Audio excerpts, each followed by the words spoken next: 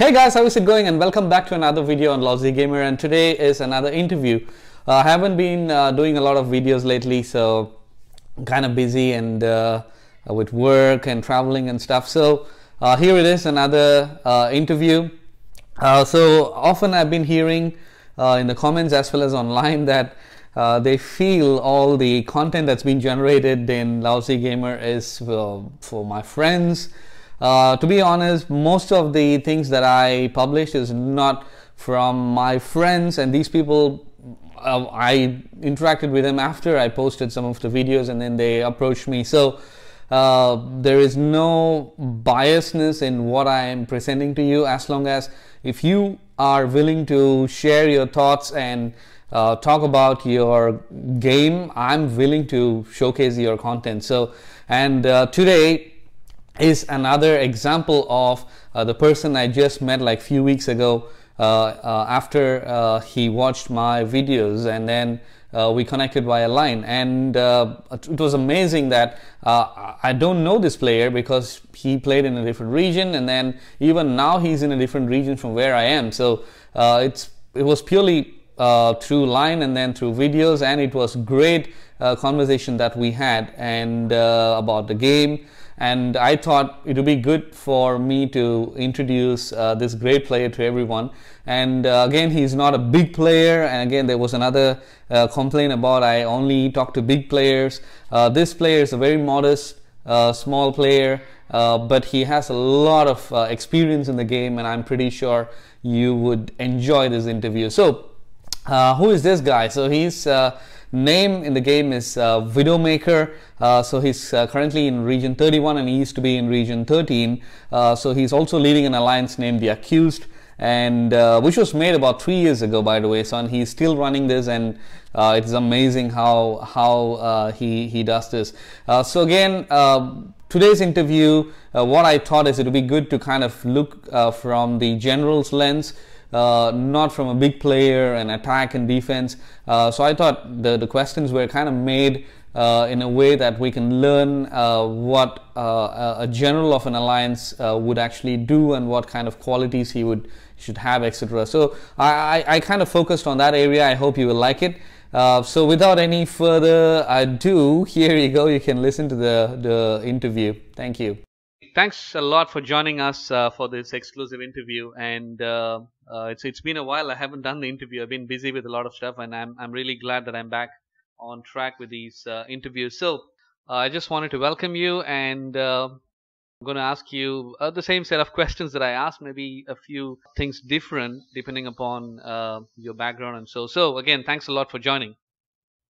You're welcome. Thank you very much for having me, and it's great to be on. And I've definitely heard all your recordings that you've had on YouTube there before, and you do a great job. So pleasure to be here. Thanks a lot.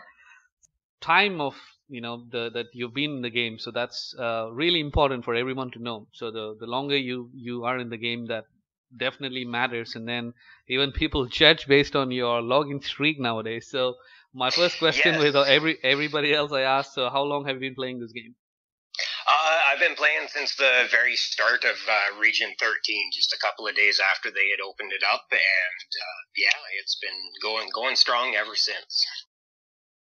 Just about the a bit of a journey. So now I understand you're in Region 31, so I would like to, yes, kind of understand your journey from region 13. What happened? How did you end up in 31? Maybe if you can also at the end can give a bit about 31, how the whole landscape is all about the players and the alliance. That will also be good.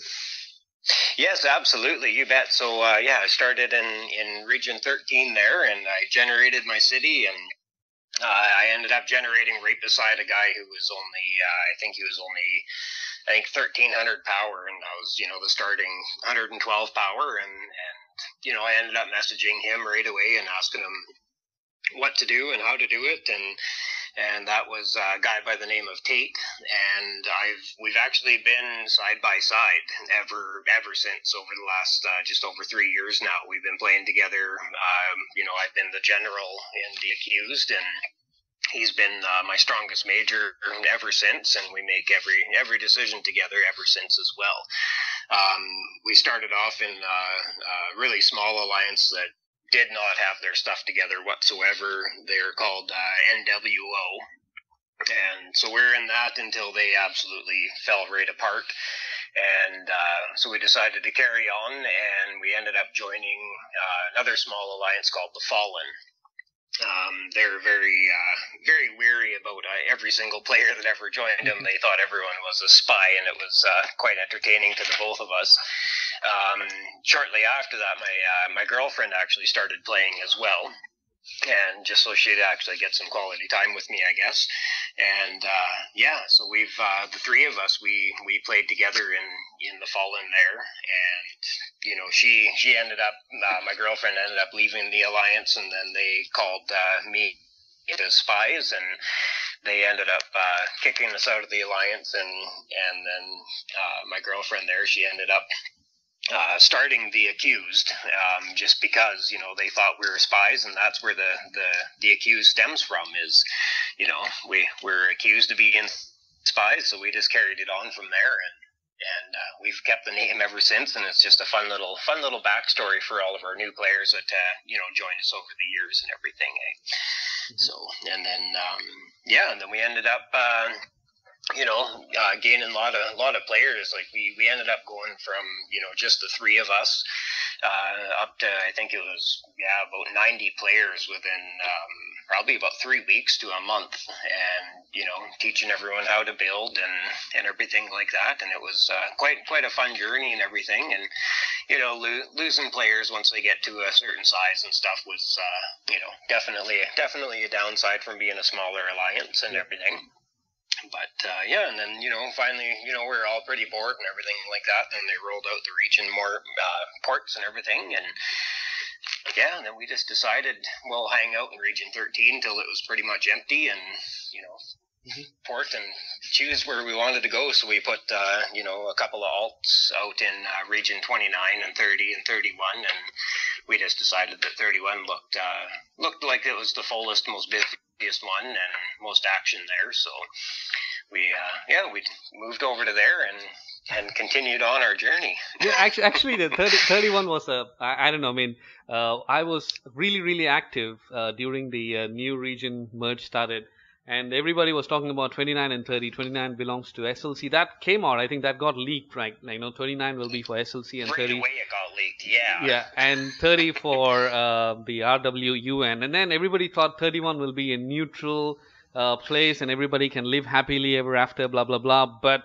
everybody got their ass kicked and whacked. Is that what happened when you guys went to R31? Yeah, we ended up going from, absolutely no scouts to no hits for months on end in region 13, and then we get in there and our players are getting zeroed left, right, and center, and it was a lot of fun. I gotta tell you, like it really brought Ember doing that really brought a lot of the fun back into the game for a lot of people. It definitely made a lot of people quit, which is good because with the region ports, all the dead cities got taken away, so we needed more farms. So that was kind of nice to a point, but it's it was good. It was nice to be able to find out my core power again. That was one thing that I was really wondering, and I found it within a week. So okay, and on R31. So again, it's become a big joke until now. Everybody thought it'd be the safest place, but they end up in the hell. But from that time and now, how did R31, in your opinion, has evolved, and how is it right now? It was really, like I said, it was just all hell broke loose for weeks on end, and you couldn't even keep 5 million resources in your city without getting someone trying to zero you for it, and now it's back to the people play with respect, and they respect the alliances that are strong and that have held on to their players and everything, and like it's not too bad now. There's not too many out of kill event hits and everything like that. So We got our guys trained really well. We run 4 banks in our alliance, so every area of the map they got somewhere to send troops and over hospital troops and resources too, and always resources there for them to do buildings and upgrades and everything. So we run a pretty safe, pretty tight alliance. So perfect. Yeah, I think R31 will be a great training ground for the new players, to get whacked in.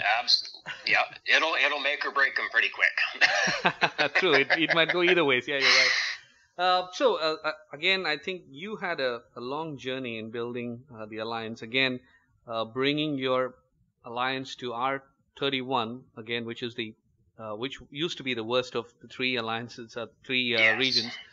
What would be your best and worst moment if you want to pick during your journey from 13 to 31? Best moment, definitely the people. Like loyalty above all. I know it sounds corny and everything, but it's been absolutely great. From building the alliance, 90% of it is original players. That have kept along with us. A lot of them don't spend, and they're just happy. They're there to chat and hang out and trade the fun old times and war stories and stuff like that. So it's definitely the people. We got a really good mature bunch in our alliance. Like it's all 18 and above people in there, and I think our youngest is 18 and our oldest is 63, I think. Wow. So yeah, it's great. It's quite the diverse group.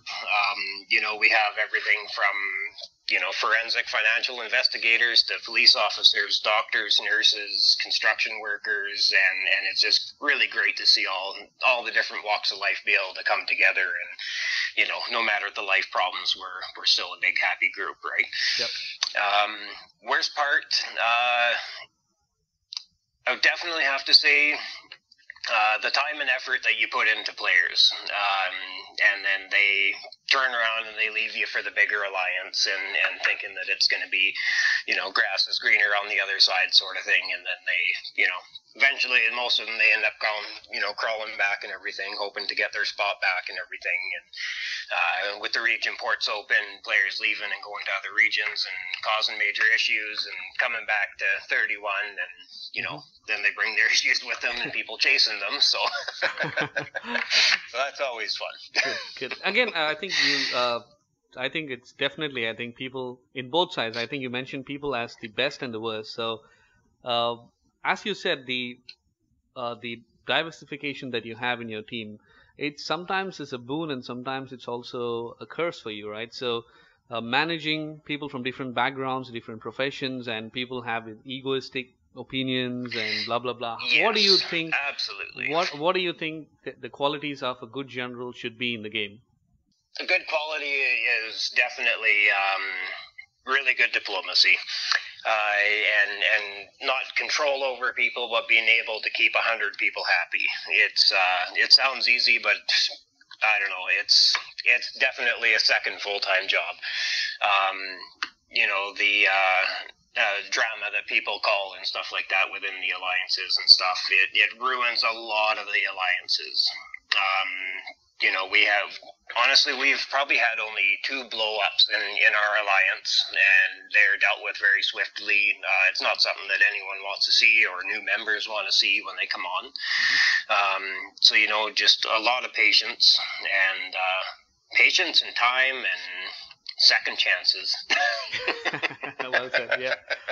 Well said. Yeah. Okay, good. I mean, I suck as a leader, so I tried a million times, and then betrayal is something that I can't really take it. So as a leader, I think taking betrayal is, again, you got to have a big heart. As you said, the second chance is always the one that you have to. You do, yeah. You got to have a big heart and be a hard ass all at the same time. I couldn't be that bipolar guy, so I chose to. Okay, I'll be one of your group member, but I can't be leading the group. So hats off to you for what you've been doing. But again, every general has some challenges. You have definitely overcome. That's the reason why from 13 to 31 you still survived as a general and a leader. Yeah. What would be the biggest challenge for every general in this game? One big challenge. Oh, one big challenge.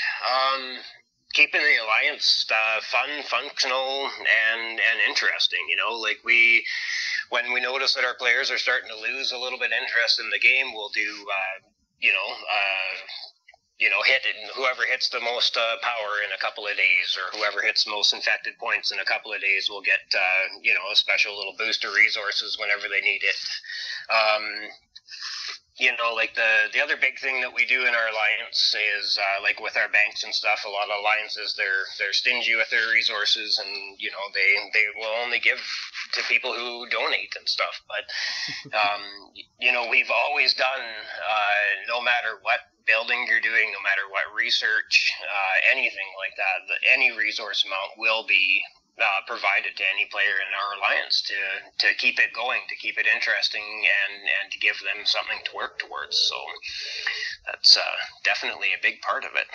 Hey guys, I hope you are enjoying this interview. So I'm enjoying it too. So I'm really glad that I met this person online, and I'm learning quite a lot from his experience.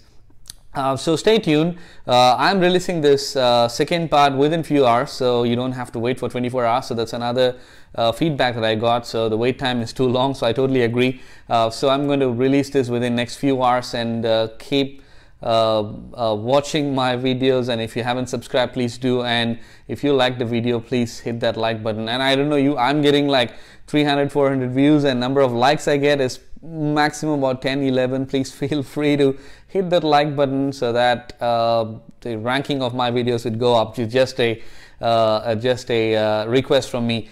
So stay tuned, and I'll come back with the second part of the video. Thank you.